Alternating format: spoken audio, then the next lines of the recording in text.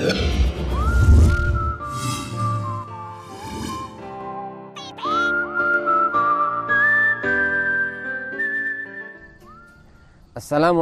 warahmatullahi ta'ala wabarakatuh. Sahabat Salami rahimakumullah.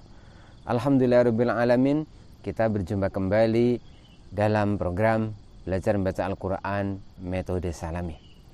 Pembahasan kita kali ini adalah apa yang disebut dengan idhar halqi. Secara bahasa, idhar artinya jelas, halqi artinya tenggorokan. Dalam ilmu tajwid, idhar halqi adalah cara membunyikan nun mati atau tanwin ketika bertemu dengan huruf-huruf yang makhrajnya ada di tenggorokan, di mana bunyi nun mati atau tanwin harus dibaca jelas. Jelas di sini pengertiannya hanya sedikit saja berdengung dan tidak boleh memantul. Kenapa harus ada dengungnya walaupun sedikit? Karena ini ada pada nun mati atau tanwin, di mana kita ingat bersama bahwa salah satu sifat lazimah atau sifat yang melekat pada huruf nun adalah sifat hunah atau bunyi berdengung. Langsung saja kita praktekkan pada contoh-contoh berikut ini. Perhatikan, kita akan mulai dengan contoh ayat di mana di dalamnya terdapat lafadz yang ada nun mati bertemu dengan huruf halqi, huruf yang makhrajnya di tenggorokan. Kita mulai dari huruf yang makhrajnya ada di puncak tenggorokan, yaitu huruf ghain dan huruf kha. Perhatikan baik-baik. Bismillahirrahmanirrahim. Am khuliqu min ghairi syai'.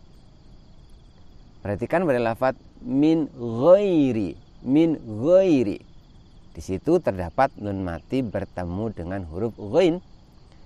Di situ nun mati atau nun sukun kita baca dengan suara jelas, di mana sifat dengung dari nun hanya sedikit saja dan tidak boleh dipantulkan. Suara pantulan dari nun biasanya terjadi akibat tekanan yang terlalu kuat. Seperti ini yang harus dihindari. Am khuliqu min ghairi syai'. Sekali lagi. Am khuliqu min ghairi syai'. Tidak boleh membaca yang demikian. Min terlalu kuat menekan sehingga nun mengeluarkan bunyi pantulan atau qalqalah, padahal nun tidak memiliki sifat qalqalah. Berikutnya pada huruf kha, nun sukun bertemu dengan huruf kha. Wa amma man khaffat mawazinu. Perhatikan, man khaffat hanya ada sedikit dengung saja. Selanjutnya kita ambil contoh berikutnya pada huruf-huruf yang makhrajnya ada di tengah tenggorokan, yaitu huruf ha dan huruf ain. Perhatikan baik-baik.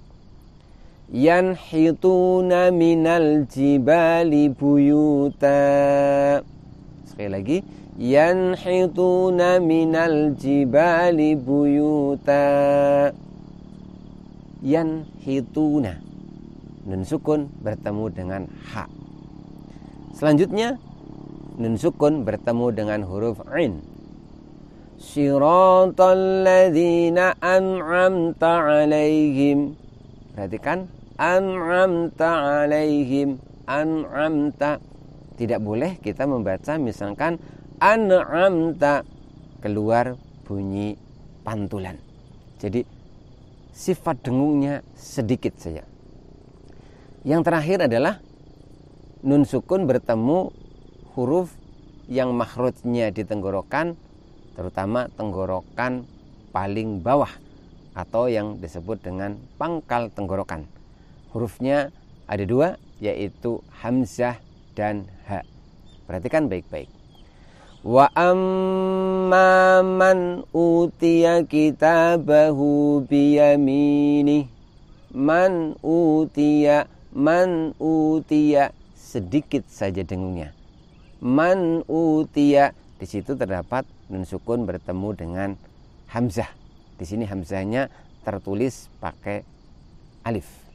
Kemudian yang bertemu ha. Yanhauna anhu wa yan'auna an. Sekali lagi.